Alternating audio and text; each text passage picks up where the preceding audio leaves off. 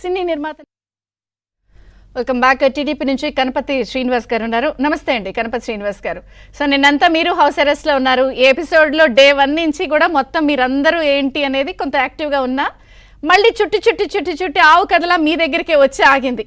మీ లోకేష్ గారు video tweet చేయడం వల్ల ఇదంతా జరిగింది, ఇదంతా మీరు అందరూ కలిసి ఏదో ఉంది అనే ఎస్టాబ్లిష్మెంట్లోకే అధికార పార్టీ వాళ్ళు ప్రొజెక్ట్ చేస్తున్నారు. నిన్న సజ్జల గారు పెట్టిన ఎక్స్లో ట్వీట్లో పోస్టులు కానీ, లేకపోతే వైసీపీ నాయకులు మాట్లాడుతున్న అంశాలు కానీ ఓవరాల్గా ఏం చెప్తారు? నమస్తే అమ్మ. మీకు ప్యానలిస్ట్లో ఉన్న senior bar council member Subbarao గారికి, అట్లానే సామాజిక స్పృహ ప్రతిదానికి కూడా స్పందించే మా అన్న నట్టికుమార్ గారికి కూడా ముందుగా నమస్కారాలు తెలియజేస్తా ఉన్నానమ్మా. ఈ సందర్భంగా ఒకటే గుర్తు చేస్తా ఉన్నానమ్మా, మాచర్ల నియోజకవర్గం, గురజాల నియోజకవర్గం అనేది మనకి రాయలసీమతో పాటు అత్యంత ఫ్యాక్షన్ నియోజకవర్గాన్ని అందరికీ తెలిసిన విషయమే. అది ప్రతి ఎలక్షన్స్ లో కూడా అనేక రకమైనటువంటి నేరాలు ఘోరాలు జరుగుతూ ఉంటాయి.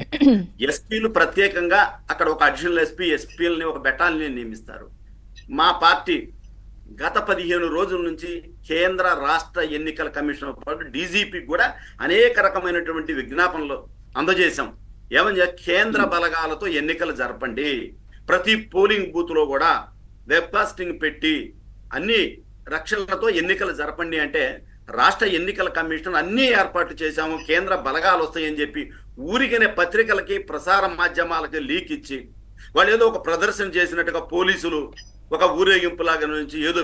నేను ఈ సందర్భంగా ఒకటే గుర్తు చేస్తా ఉన్నానమ్మా, ఈ రాష్ట్రంలో తిరుపతిలో జరిగినటువంటి ఉప ఎన్నికల్లో నిద్రపోతున్నటువంటి కేంద్ర రాష్ట్ర ఎన్నికల కమిషనర్ ఈ రోజు వరకు కూడా కళ్ళు తెరవలేదమ్మా. ఇంకా ఒక అభ్యర్థి స్వయంగా పోలింగ్ బూత్ లో ప్రవేశించి ఈవీఎంని ధ్వంసం చేస్తా ఉంటే భారత ఎన్నికల కమిషనర్ ఏం చేస్తున్నాడమ్మా చూస్తా ఉన్నాడు కదా.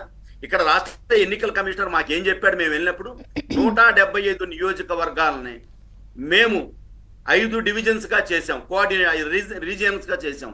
5 రీజియన్స్ కి ఒక్కొక్క ఆఫీసర్ ఉన్నాడు. పల్నాడుకు సంబంధించినటువంటి దానికి సంబంధించి జిల్లా పంచాయతీ అధికారి విజయభాస్కర్ రెడ్డి అనే అతన్ని వెబ్కాస్టింగ్ ఇన్ఛార్జిగా పెట్టాం. పాపం అతను వైసీపీ జోబులో మనిషి. అక్కడ ప్రతి నిత్యం కూడా కాసు మహేష్ రెడ్డికి, పిన్నెల్లి రామకృష్ణారెడ్డి గారికి, వీళ్ళందరికీ కూడా జోబులో మనిషి గోపిరెడ్డి శ్రీనివాసరెడ్డికి అందుబాటులో ఉంటాడు. అలాంటి వ్యక్తిని వెబ్కాస్టింగ్ అధికారిగా పెట్టారు. ఇక్కడ జరిగిన లోటుపాట్లు ఒకటేనమ్మా. మొట్టమొదటి నుంచి మేము చెప్తా ఉన్నాం, ఎన్నికల కమిషన్ తప్పు ఏంటంటే ఒక రవిశంకర్ రెడ్డి అని చెప్పేసి ఒక వైకాపా ఐపీఎస్ ఆఫీసర్ని అక్కడి నుంచి ట్రాన్స్ఫర్ చేసి చేతులు దులుపుకుంది. మేము మొదటి నుంచి చెప్తా ఉన్నా, రవిశంకర్ రెడ్డి పోవటం వల్ల ఏమీ కాదు. రవిశంకర్ రెడ్డి ఉన్నప్పుడు ఏఎస్ఐ, ఎస్ఐ, సర్కిల్ ఇన్స్పెక్టర్లు మొత్తాన్ని కూడా వైకాపాకి సంబంధించిన వాళ్ళని రిక్రూట్ చేసుకున్నారు. అక్కడ రిక్రూట్ చేసుకోవడంతో ఇవాళ ఈ ఘోరం జరిగింది. నేను ఒకటే అడుగుతా ఉన్నా, ఇప్పుడు ఈవీఎం ధ్వంసం చేసేటప్పుడు వెబ్కాస్టింగ్ సాయంత్రానికి పోలింగ్ అయిపోగానే ఎక్కడెక్కడ ఏం జరుగుతుంది వెబ్కాస్టింగ్ చూసుకోవాలి. ఆ అధికారి కానీ అసలు పిఓ డైరీ ఉంటుందమ్మా, ప్రిసైడింగ్ ఆఫీసర్ డైరీ ఉంటుంది. సాయంత్రం అయిపోగానే ఆ పిఓ ఏం జరిగిందని డైరీలో రాయాలి. ఎన్ని ఓట్లు పోలేని, ఎవరెవరు వచ్చారు, ఎవరెవరు ఏం చేశారని రాయాలి. కానీ ఆ పిఓ రాయలేదంటే భయపడిపోయాడు.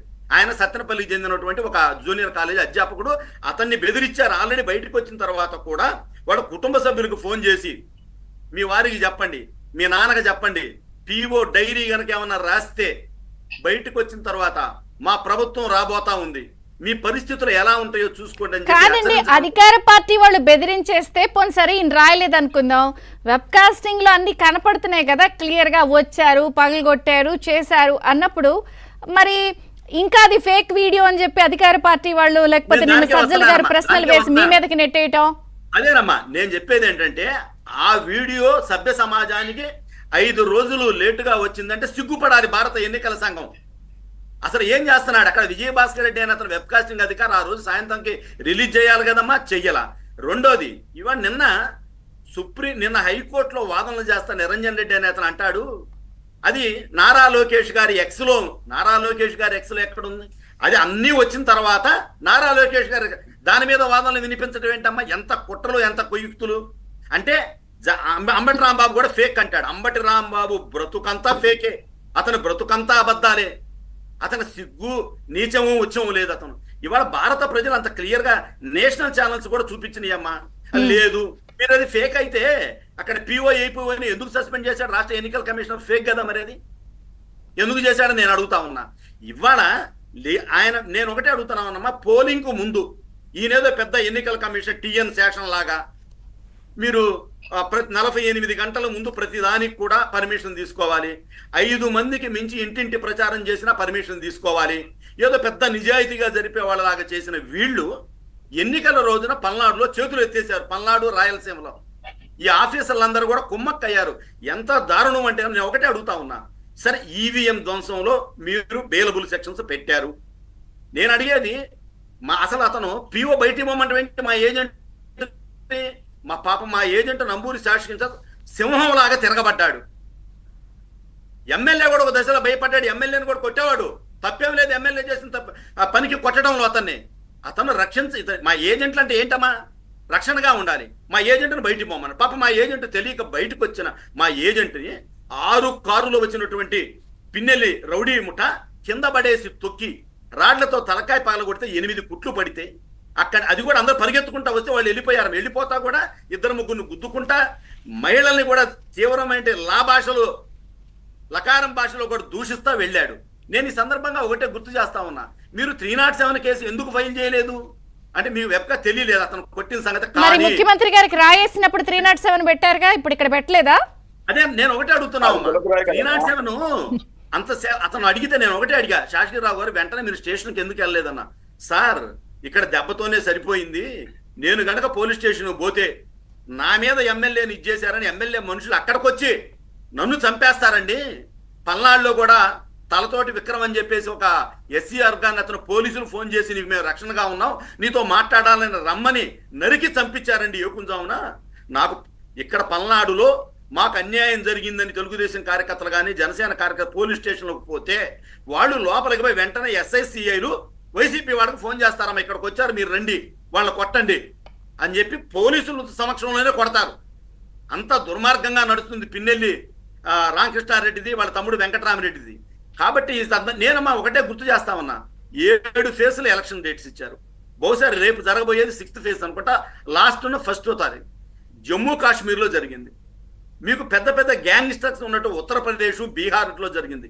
ఎవడైనా ఏ ఎమ్మెల్యే అయినా పోటీ చేసేవాడు ఏ పార్టీ వాడైనా ఒక్క ఈవీఎం పోయి ధ్వంసం చేశాడమ్మా. ఒక గ్యాంగ్స్టర్లు పెద్ద కాదు ఫేక్ వీడియో అయినా మీరు గుర్తించడానికి ఎమ్మెల్యేని వారం పట్టిందా నిన్న సజ్జల గారు అడిగారు. మరి నేను అడుగుతా, సజ్జలు ఎవరిని అడగాలన్నా? ప్రభుత్వంలో ఎవరున్నారు? ఆ వెబ్ కాస్టింగ్ అధికారి ఏ రెడ్డి గారు? మీ రెడ్డి గారే కదా, మీరు కావాలని పెట్టుకున్న రెడ్డి గారే కదా, కావాలని తొక్కిపట్టింది విజయభాస్కర్ రెడ్డే కదా, కావాలని తొక్కిపట్టింది విజయభాస్కర్ రెడ్డే కదా. ఇక తర్వాత అందరూ సస్పెండ్ అవుతున్నారు, నేను కూడా సస్పెండ్ కాబోతున్నాను, భయపడి విజయభాస్కర్ రెడ్డి రిలీజ్ చేశాడు కదా. అది అసలు సస్పెండ్ చేయాల్సింది ఎవరినమ్మా? విజయభాస్కర్ రెడ్డిని ఎందుకు సస్పెండ్ చేయలేదు? అసలు సిఎస్ జవహర్ రెడ్డి అనే వ్యక్తి కొద్దో గొప్ప నిజాయితీ పరుడుగా ఉండేవాడు ఒకప్పుడు. ఇవాళ అత్యంత అవినీతిపరుడు అయిపోయాడు, అరాచకవాది అయిపోయాడు, జగన్ జేబులో పెన్నులాగా మారిపోయాడు అతను. అసలు అతను సిఎస్ జవహర్ రెడ్డి అంటే ప్రజలు నవ్వుకుంటా ఉన్నారు. అసలు మొత్తం కడప బ్యాచ్ అప్పుడు కనుక తమిళనాడులో మన్నార్గుడి మాఫియా జయలలిత చుట్టూ ఎలా ఉన్నారో ఇప్పుడు ఈ జగన్మోహన్ రెడ్డి చుట్టూ కడప గ్యాంగ్ తయారైందమ్మా.